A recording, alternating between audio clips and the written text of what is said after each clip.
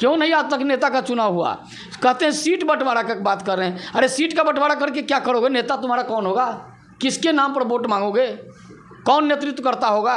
इस सबसे भ्रष्टतम राजनेताओं का अगर कोई परिवार हो उसमें से एक ये भी हैं, और इन्हीं को सबसे अधिक चंदा दे रहा है।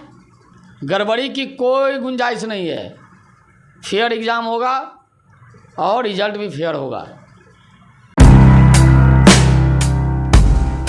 नमस्कार, मैं प्रेरणा, आप देख रहे हैं टुडे बिहार और इस वक्त हमारे साथ मौजूद है बीजेपी के प्रदेश प्रवक्ता राकेश सिंह, जिनसे हम बातचीत करने वाले हैं आगामी चुनाव के मद्देनज़र। दरअसल लोकसभा चुनाव को लेकर इस वक्त बिहार की सियासत में खूब भूचाल देखी जा रही है और इस वक्त हम कई मुद्दों के साथ उनसे जुड़ने जा रहे हैं, जहाँ पर पहला मुद्दा ये होगा कि बीपीएससी में पेपर लीक का मामला इस वक्त खूब सुर्खियों में है। कई गिरफ्तारियां भी हो चुकी है और तेजस्वी यादव ने इस पर साफ साफ बयान दिया है कि आंसर की एडमिट कार्ड में ही छपा हुआ था, यानी कि साफ तौर पर उन्होंने कहा है कि बिहार में कुछ भी अब जो है फेयर नहीं है। क्या लगता है?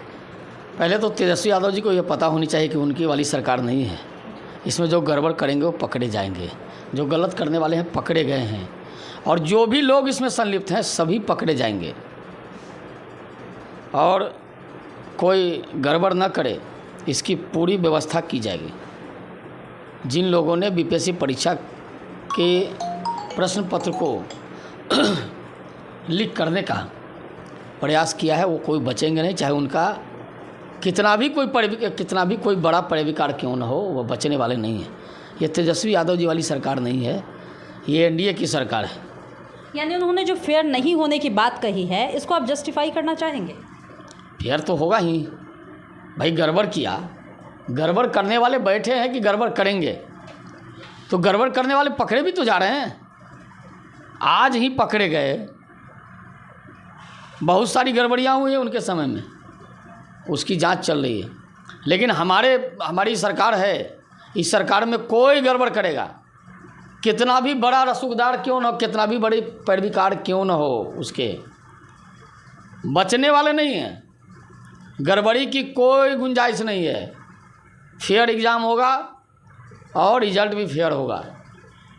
इलेक्टोरल बॉन्ड वाला जो मामला है उसमें आज भी एक डेटा रिलीज़ करने की बात कही गई है। हालांकि जब हम विपक्ष से ये बात किए थे तो वहाँ पे उन्होंने साफ साफ कहा था कि बीजेपी का जो भी कारनामा है अब छुपने वाला नहीं है। उन्होंने इलेक्टोरल बॉन्ड पर भी सवाल खड़े किए थे। क्या लगता है? देखिए, तेजस्वी यादव जी को पहले बताना चाहिए कि बिहार में सबसे ज़्यादा चंदा उनकी पार्टी को कैसे मिला।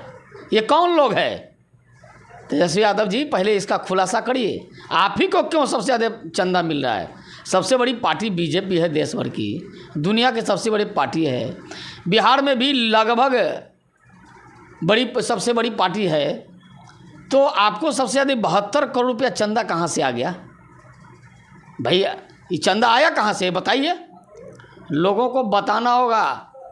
ये इधर उधर की बात करने से अच्छा होगा कि सामने में लोगों के ले आएँ कि ये जो उनके 72 करोड़ का जो चंदा आया है कहाँ से आया, कौन लोग है, किसने दिया, क्यों दिया आपको? पूरी जनता बिहार की जानती है, पूरे देश की जनता जानती है कि सबसे भ्रष्टतम राजनेताओं का अगर कोई परिवार हो उसमें से एक ये भी हैं, और इन्हीं को सबसे अधिक चंदा दे रहा है। ये तो हद हो गई। तो इसका जानकारी, इसका खुलासा करना पड़ेगा।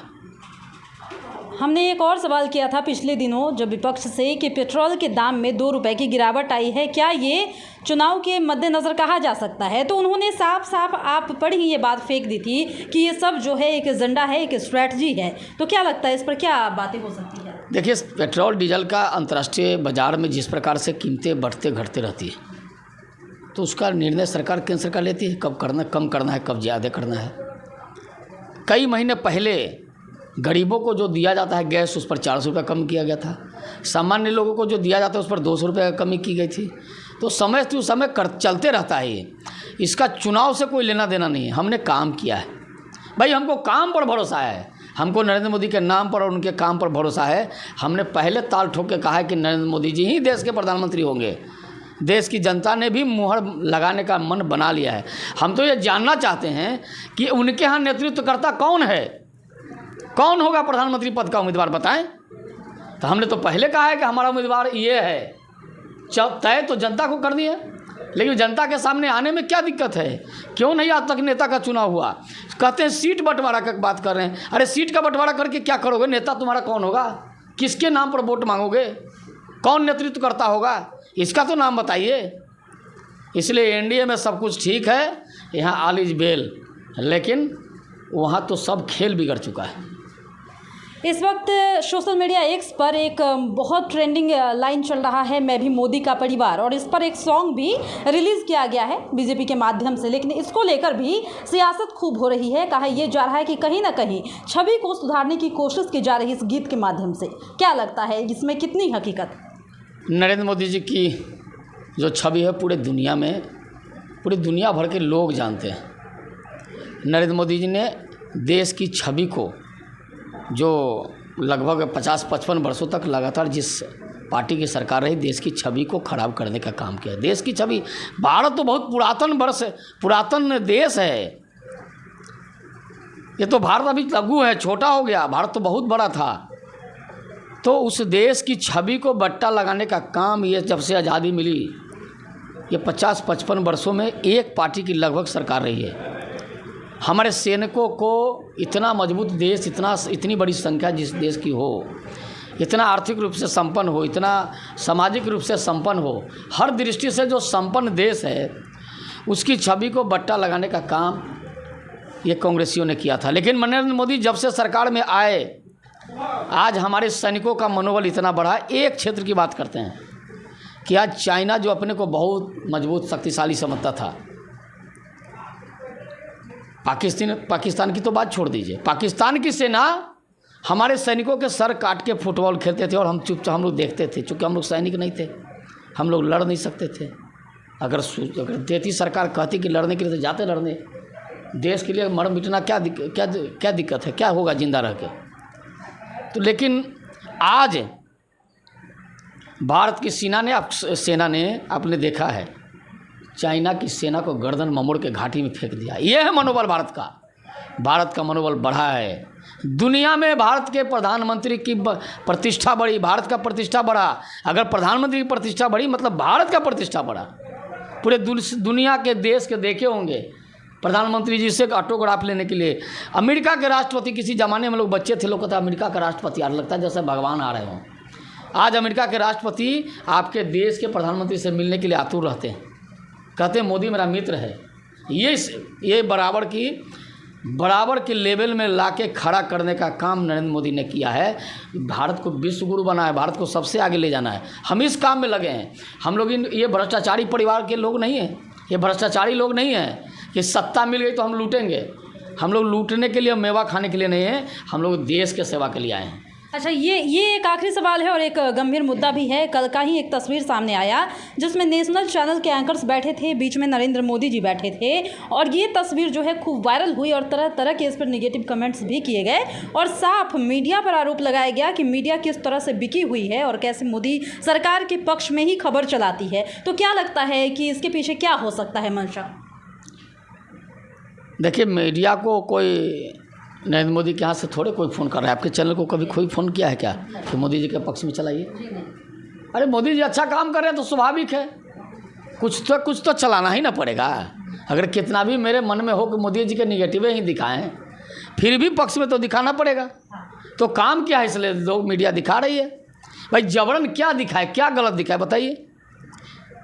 जो लोग ये भारत की पैसा को विदेशों में जाकर उड़ाते थे, वो उड़ाने वाला काम बंद हो गया है। अब देश का पैसा देश में, विदेश का पैसा भारत में आ रहा है। भारत की छवि सुधर रही है। भारत का स्वाभिमान बढ़ा है, भारत का सम्मान बढ़ा है नरेंद्र मोदी के कार्यकाल में। इसलिए विरोधियों को तो केवल विरोध ही दिखता है, लेकिन देश के प्रधानमंत्री को केवल देश के विकास की बात दिखती है। नरेंद्र मोदी तो कहते हैं कि पूरा दुनिया, पूरा संसार, देखिए स्वामी विवेकानंद ने कहा था कि पूरा संसार हमारा परिवार है, हमारे घर है। तो नरेंद्र मोदी उस ओर बढ़ रहे हैं।